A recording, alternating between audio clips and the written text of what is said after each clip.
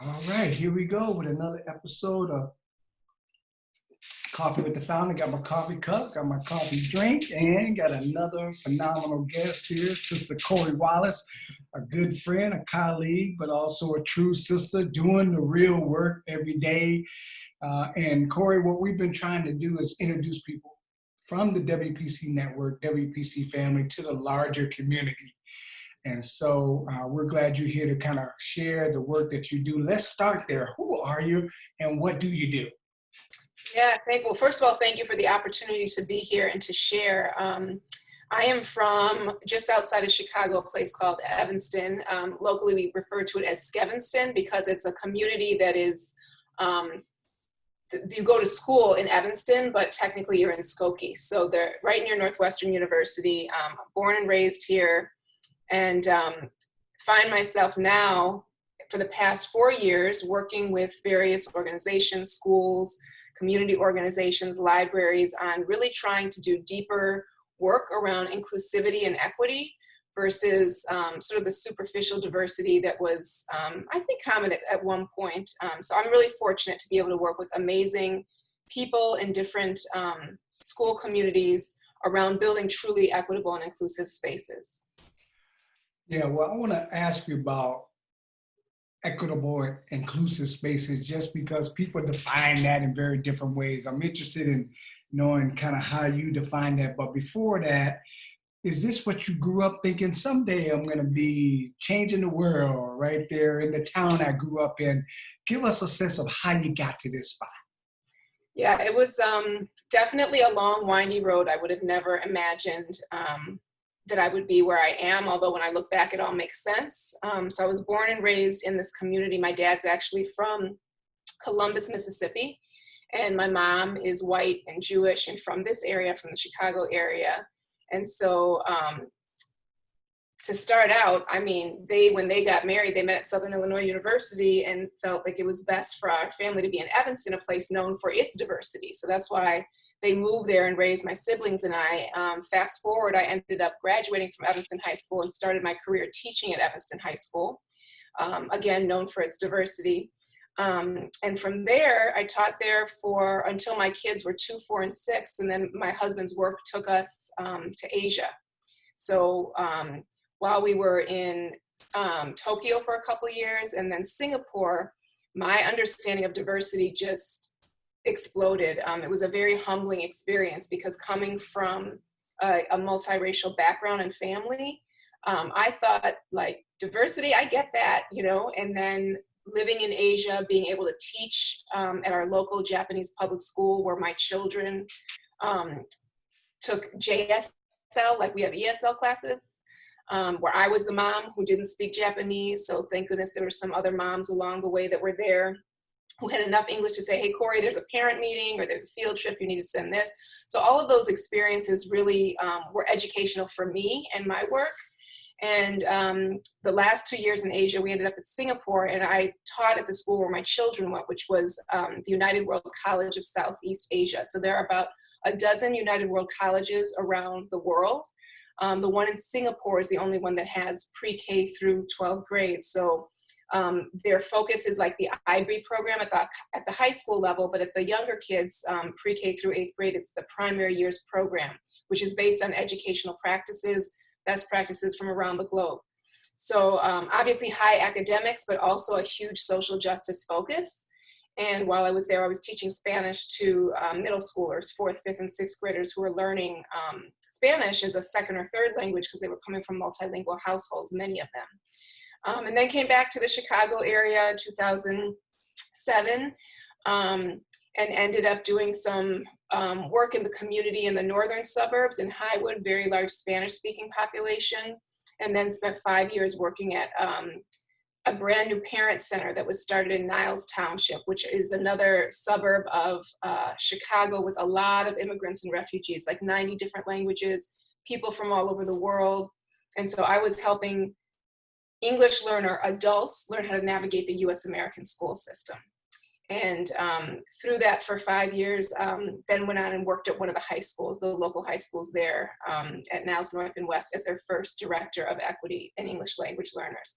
So from there is where I was really introduced to, or I guess I was able to bring this equity work into a broader space closer to what I do now. So I was doing professional development for teachers and folks working in the schools, but I was also doing a lot of work with students and the community. And it all just sort of came together. I left that district and then started doing this work on my own, working with school districts and consulting and working on anti-oppression and organizations. But over the years have found the White Privilege Conference to be a great source of learning for myself, because I think a big piece of this work is modeling for our students and leading by example. And so I'm constantly trying to learn new things myself so that I can incorporate that into the work that I do. Yeah, I mean, I appreciate that. It's interesting when you meet people doing the work that have domestically been trained, and as opposed to who've had some global experience as part of their training.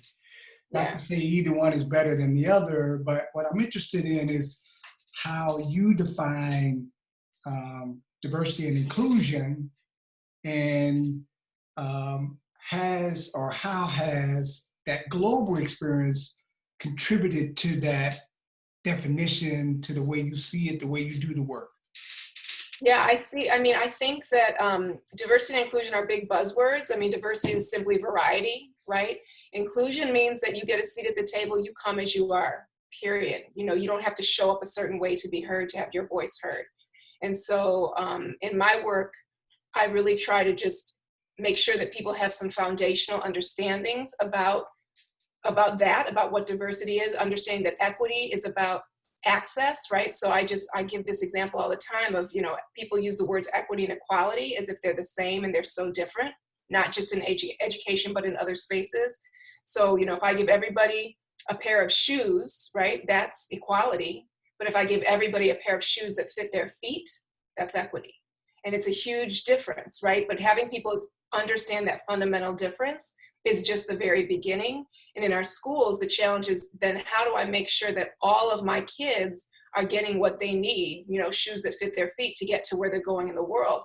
And for those folks who have children of their own, more than one child, you know how to do equity because you don't give your kids the same food, the same activities, the same things. That you are constantly being equitable with your children. So we know how to do that as parents. The challenge is how do we translate that into other spaces? And so I just try to make sure that people are clear on that, and that they're clear on understanding power, because so much of the way we move through the world on our day-to-day are based on systems of oppression that are rooted in power, and understanding that power dynamic is really, really key as well. Yeah.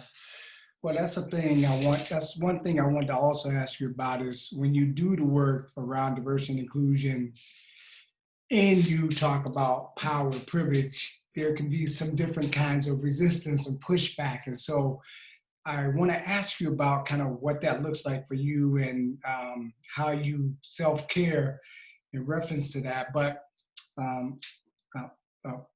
before that, I wanted to get a sense, based on your world experience, your experience there in the wider Chicagoland area, what's your sense of how well schools are doing around issues of diversity and inclusion? If you, I mean, just looking at your area and had to kind of base it on your worldview and your work there, what's your sense of how we're doing? I think people are digging in more and more. I think we have a long way to go. I appreciate the hard work, the foundation that's been laid. There are some people in our area that are phenomenal who've really paved the way. Stacey Gibson, Dave Stovall, just to name a few. These are people who have just consistently dedicated themselves to doing this work and doing it well. And so I think, you know, Mira Auntie is another person. And we have a long way to go. I mean, Eve Ewing's book, Ghosts in the Schoolyard, will talk about the challenges, you know, that Chicago public schools are facing, you know, the inequities that are connected to housing. So, I mean, I think things are happening. Things I think are bubbling up more and more in the suburbs, partly because, you know, there's this sort of competition. One district hears, oh, they're doing this, they don't want to be left behind. And that's sort of how they start up. But in terms of really doing the work deeply and well, you know, ETHS, Evanston High School, has been known for the work that they're doing, particularly with their students. They have a beautiful social consciousness series that they do for students. They have summits around Latinx students, South Asian, Middle Eastern students, LGBTQ. They have a Black student summit. So each year they're learning and growing in that way to meet those student needs. I always say, the adults are challenging, right? The adults, we really have to be so intentional because people are at many, many different places. And I just try to meet people where they are. Your lived experience, what you know is what you know, and that's your quote unquote normal. And the reality is that we all have different, that's different for each and every one of us. I see we got a cutie in the background on our interview. Hey. Hey. Well, what we wanted to know, Anaya and I, is welcome. How you deal with the resistance, right? Because yeah. I'm assuming when you're doing the work beyond diversity kumbaya, what does that resistance looks like? What your resistance looks like, and how do you self-care? Because it can be taxing at times. It is definitely, for me, it's a labor of love, and I try to surround myself with people, my family, and spend time with them, spend quality time with them. I love to read. I love the water. I'm not in it or near it as much as I would like. Those things are really important to me. But the resistance is real. And I always say, you really know when you're starting to do the work when the pushback comes. When you see people complaining about programming that you're involved with, and that comes up in the papers, gets put on the news. It's like, okay, the work is really happening because the system is then shifting, right? And people have a real hard time with those shifts. So I think the resistance comes in the pushback on the work. So you had talked a little bit about the young people and the work Everson High School is doing, kind of the state of affairs around diversity in general, now a little bit about self-care. I wanted to ask you specifically about COVID-19. Like, it's almost like we've been stopped to stand still, to reflect, to look around. I'm wondering, what has this time in quarantine taught you about you? And as you look at the landscape of education, educators, students, schools, the work we have to do moving forward, what's your sense of that? I think this virus is really interesting because it's time is moving differently, and the opportunity to reflect and self-reflect is moving differently. So it's highlighting the inequities that many of us, at the WPC have talked about for years, and maybe other people are just really seeing for the first time.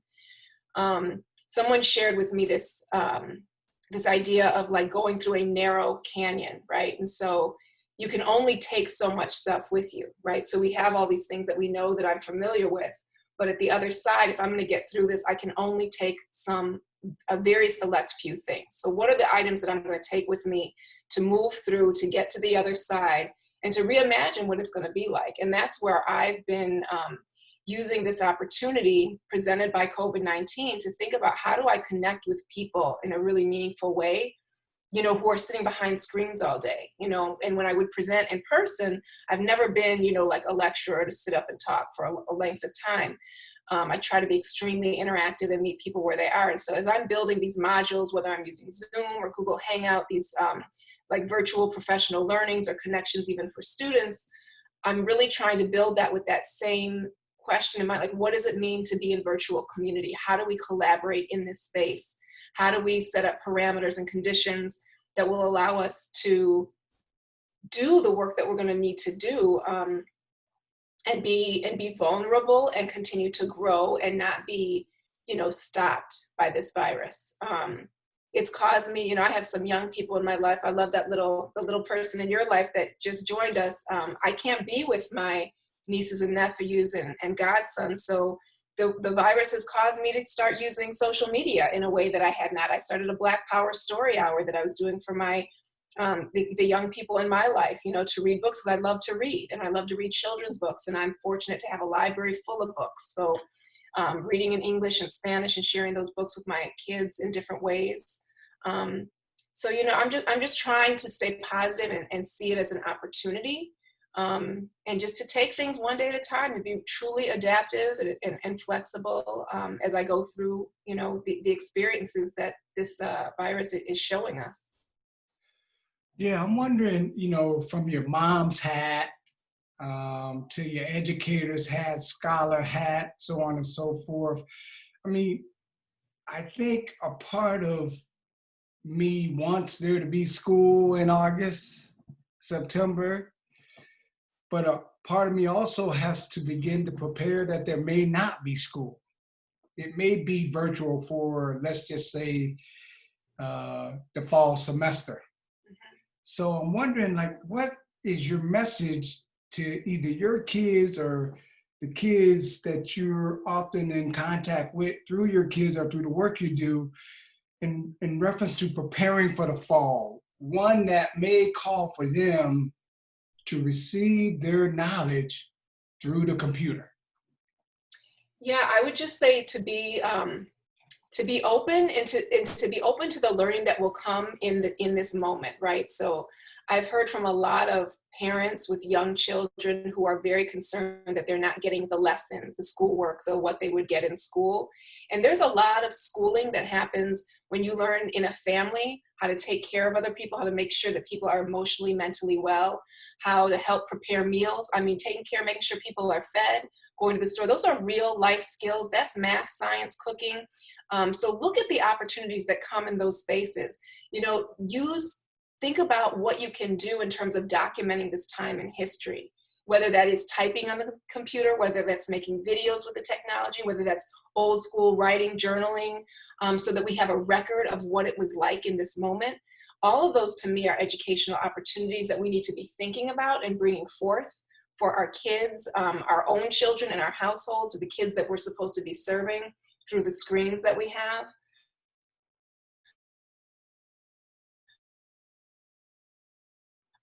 My biggest concern, right? That's what this virus is highlighting. The social determinants of health are very, very real. And so a good friend of mine, former colleague, her son is an epidemiologist who was involved with the Ebola crisis. And early on, in early February, before the news started talking about the racial disparities, she was talking about and sharing with me articles that her son had written about, David Walton is his name, about how this was going to impact communities of color. So for me, I'm constantly thinking, like, what can I do to reach the kids that don't have the computer, right? What do they need, and how can they be, and how can families and parents and caregivers feel good about just being home together as a family and the learning that comes from being together and getting through the day? Because there is learning that comes, and that learning is very valuable and will pay off down the road. So I just want people to be thinking outside of the traditional ways in which we do school, because that all of that learning is valuable, whether it's in a textbook or not. And I do appreciate, the fact that some of these colleges and universities are waiving testing. We know that those tests weren't designed in the first place for all of us anyway. So why are we clinging to go back to that when the way forward is looking at these other skills that we can be building, and how do we truly create community? This really is a chance for us to truly create equitable spaces if we do it right, if we challenge, and address the things that are coming up by the COVID-19. Yeah, well, this living in Evanston, that there are some real disparities just miles away from communities. And so I don't have to share with you the details of that. What I wonder is, what should the super privileged be doing during this time? I think it's important for us to be reaching out and trying to be attending to those in great need, but I don't want to forget the challenge or the conversations we should be having with those who have no need or excess. Yes. So what's your sense? What would be your message to, those willing to hear, those who want to do something and have it to do with, because maybe people don't know what to do, how to do it. Should they give a computer to the neighbor? Should they call the school? What would be your message, your thought to them particularly right in the area where you live? Yeah, I think a couple of things. I think, people talk about history repeating itself.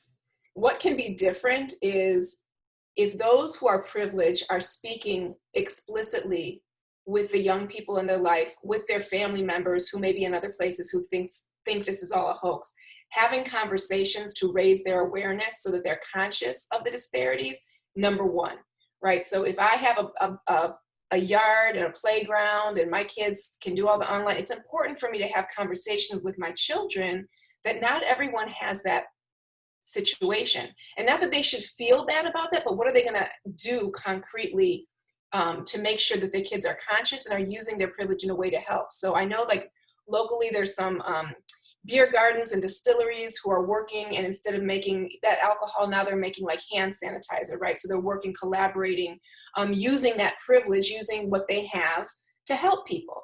And that's what this is about. It's about having the explicit conversations about the disparities. One of the things that I've done is created some professional learnings for our parent community in Evanston, as well as for staff. And I'm just going to share with you, there's this, it's called Life Expectancy, could where you live influence how long you live? So I was preparing for this presentation, and you can put in a zip code and an address, it will tell you the life expectancy. And you said earlier, here in Evanston, even within this small community, huge disparities. So our three, I put in addresses of our three schools, the life expectancy within Evanston. If you go to Oakton, you're born and you attend Oakton School, your life expectancy is 81 years old. If you're at Orrington, which is a school that's very close to Northwestern University, closer to the lake, 88 years old in the same town. That's huge, right? So being able to have conversations with your children about the realities, that's what we're living in. That's not somewhere far away. That's not in Chicago. That's right here in Evanston in our community. So I think having explicit conversations about what's happening is essential. Evanston Aid is a community grassroots organization that's trying to connect people with what their needs are. If you know someone who's lost a child, checking in, do you need milk? Do you need groceries? I know Roxanne Gay, I saw her a couple weeks ago. She was on, I think it was Trevor Noah, talking about, if you're going to give people money, you don't need to tell me what the money's for. If I have money to give and I can write $10, $100 checks, then let me write those checks to the people who ask for them, and not be caught up in, are people gaming the system? If someone has a need, here's the money. You don't have to explain to me what to do with that, right? And so I think it's giving in those ways, it's being open, and it's having really honest conversations. And acknowledging that it's hard for all of us, wherever you fall on that spectrum. This is a difficult time, and there will be ups and downs. And so just normalizing and realizing that is the reality for all of us, and it's okay to be sad, and it's okay to be happy, and everything in between as we take this roller coaster ride together.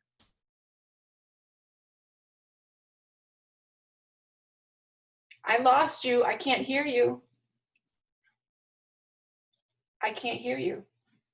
Oh, that's sorry, my fault. Okay. Now, what I want to ask you about is Black girls and Black boys. Our newest project, teaching beautiful, brilliant Black girls, is forthcoming. And I just want to ask you to think about the state of the Black girl and what you're seeing, what you've seen, what you've experienced from the time you grew up to now.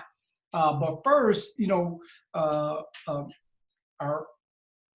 current project, Black Boys, speaks to the challenges. What's your sense? Because sometimes Evanston can be presumed to be a different kind of experience because it's suburban than what you may see, like you said, the book that Sister Eve put together around Chicago public schools.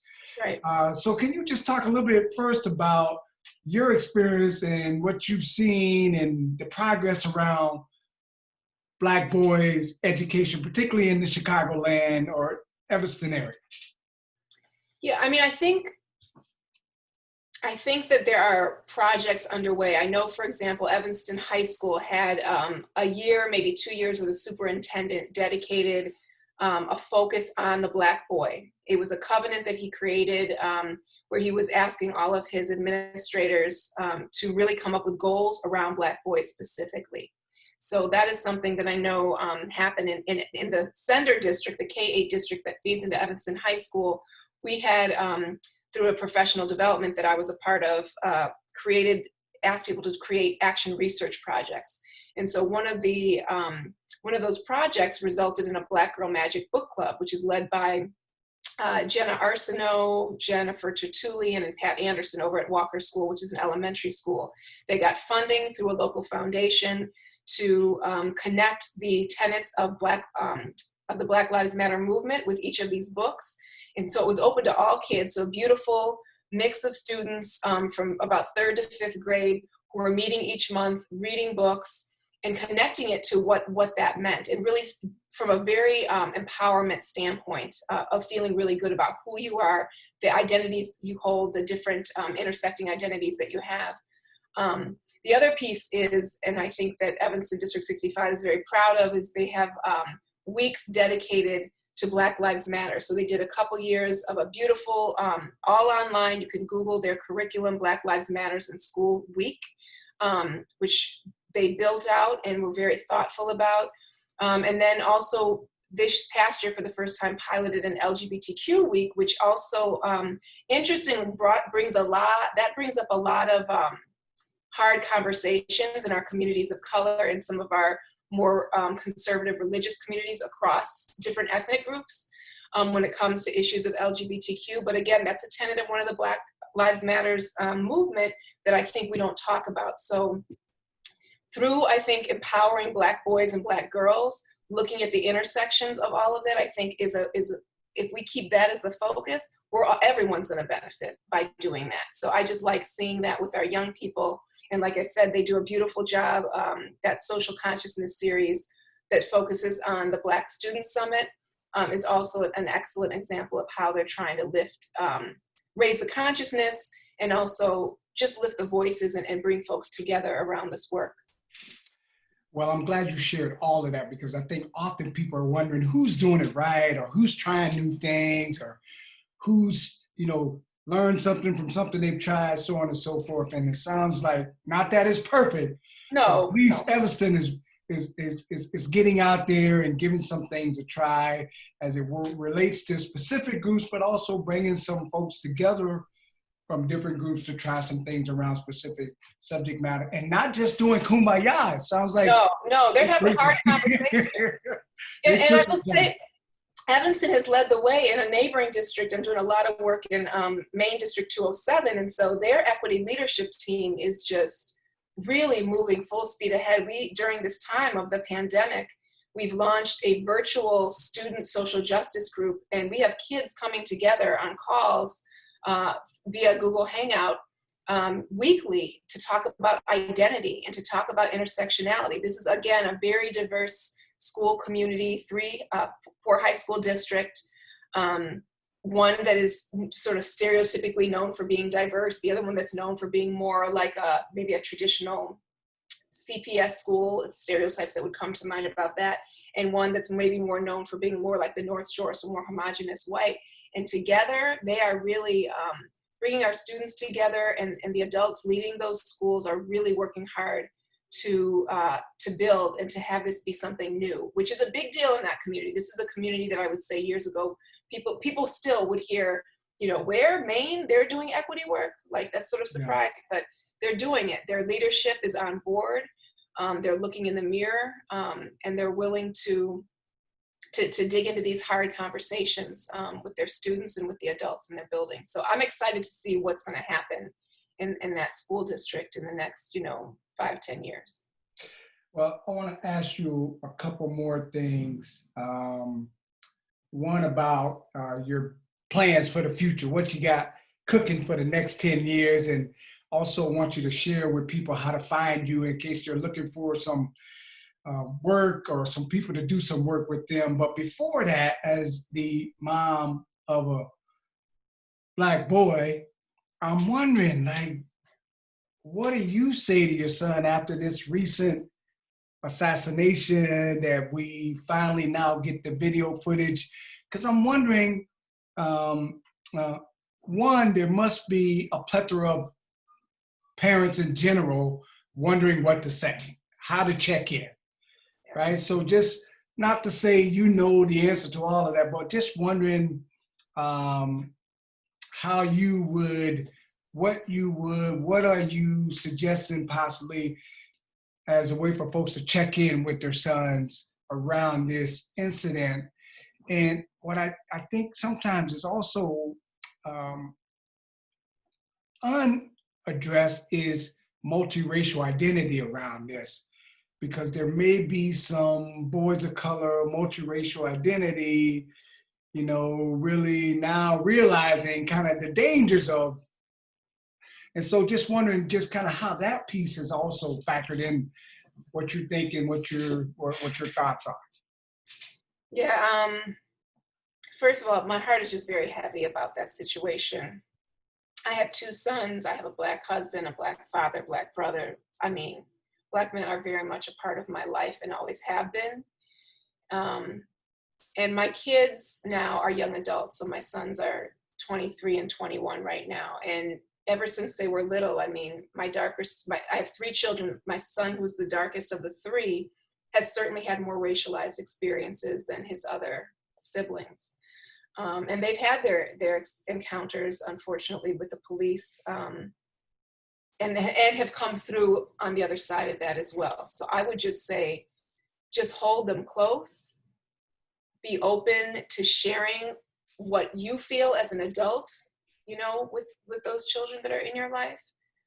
Tell them what's on your mind, and hear where they are. And you speak about, that maybe now some people, maybe multiracial folks, are just realizing that, oh, this is a thing. And a lot of my work that I try to get at is understanding racial identity development. I think that is an area that it's not a part of any teacher training program. And it is so, the gap, we talk about gaps in education, but the gap it really is that we have kids who are much further along in their understanding of racial identity than the adults who are responsible for teaching them. And the same for parents. Because I've done this workshop several times at the conference at WPC, for white parents who are parenting brown and Black children, it's a huge responsibility. And you don't do anyone any service or justice by saying that love is enough, because love is not enough. So you've got to be raising, if you have a Black child, a Black son or daughter, you've got to raise them with a consciousness about history and what it means to walk through the world in the skin that they're in, especially if that skin is not the same as yours. If you are a white parent, right? And talking about colorism, right? Stephanie Gates, who I believe I met at the WPC as well, talks about colorism and really within communities of color, how that plays out, not just the Black community, all over the world, right? We see this, the skin bleaching cream industry and the eye surgeries. And so being conscious about the meaning associated with skin color is fundamental to the conversation. If you're not talking about that, it's not that race is more important, it's that race is what we see, and our world has been built, right? Our law, society is built around the meaning associated with skin color, right? And Robin D.G. Kelley always talks about that. It's the meaning associated with the skin color that is problematic. And so if you live in a land of color blindness, you are not preparing your children for what's happening right now. Yeah. So tell folks how to find you and what's on the horizon, the next decade. What can we expect out of Corrie Wallace LLC? Yeah, so I have not had a website, and there will be a website coming. I'm using this time to create that platform, to build that. It's been word of mouth, so if you need to reach me, you can contact me at Corrie at CorrieLLC.com, and Corrie is Corrie. I hope to have a book out. I've always said I wanted to write a book, so I hope to have a book out within the next decade, a website, and just to continue to collaborate. I love collaboration. I love doing this work with integrity, with people who are interested in true transformation, who are willing to look in the mirror, who are willing to look at their organizations and move them to a level of just shared humanity, deeper understanding. I know that might sound sort of cliche, but that really is what this work is about for me. And I try to do all that with loving accountability, right? We got to hold each other accountable, not finger pointing, blaming, shaming, guilting, but how do you how do you say, hey, what you did is problematic? Or how do I create spaces where people can tell me, Corrie, when you said X, it impacted me in this way. I need to be able to hear that, right? And be able to learn from that and move forward and not focus on, well, I didn't mean that, right? Because it's not really about what I meant. It's about how it impacted you. So I'm interested in working with folks who want to get down and do that work together, and know that it's a long haul. It doesn't happen overnight. So I try to work with people I'm not interested in one-time thing. I'm interested in long-term growth to see how organizations can change over time. Yeah. Well, please let me know if there's any way we can continue to support your work, but also collaborate. We will go down in history and having one of the most memorable first-time collaborations. Yes. But we won't let that slow us down. We'll keep chipping away. And I have always appreciated you from the beginning supporting me and the conference. I want to end in a fun way. Mainly what we've been asking people is, since we've got some extra time, some folks have been reading some stuff, listening to some stuff, watching, streaming some stuff. Is there anything you've been watching, reading, listening to you'd like to add to our list for people to have some suggestions on what to do during quarantine and once it's lifted? Well, I would definitely, I recently read I'm Still Here, Austin Channing Brown. Highly recommend that book. If you haven't watched Pose, you got to watch Pose and take it back. Go watch Paris is Burning, which was old school, but the foundation for where we're at. Janet Mock's books, Redefining Realness, Surpassing Certainty. If you have not read them, you got to read them. So I would say that. And then, just continue to hold those folks close. Let's go back to the basics of writing each other letters, telling people how much you love them. Pick up the phone, dance in your living room, dance and sing in the shower, all those things, right? Those things are really important. And I'm just a huge book fanatic. So this Instagram thing I have, Black Power Story Hour, I'm going to try to grow it and make that grow, because I really do want to share my love of reading with people of all ages, right, and all backgrounds. So thank you again for this opportunity. I really appreciate it. Yeah, we'll definitely be highlighting that and pointing to that when we run the series. I got to ask you this one Chicagoland question that I asked for all my Chicagoland friends, because I'm trying to find at least somebody to say, no, he's not the greatest of all time. So I'm asking you, is it LeBron James or is it Michael Jordan, the greatest of all time? Michael Jordan, hands down. And you got to, if you haven't watched it, you got to watch. Oh, okay. I was hoping for a swing vote, but nope, you're right in line. Not here. Okay. I thought you were going to ask me about pizza. All right, listen, I appreciate you. I won't ask you about the Packers or the Bears. I'll let I know the answer to that one. We're not going to go here. We're sending you love from Green Bay. Thank you. Let's stay in touch. You be safe and keep on doing what you're doing, sis. Appreciate your time. Thank you. Stay healthy. All right. Love. Bye-bye.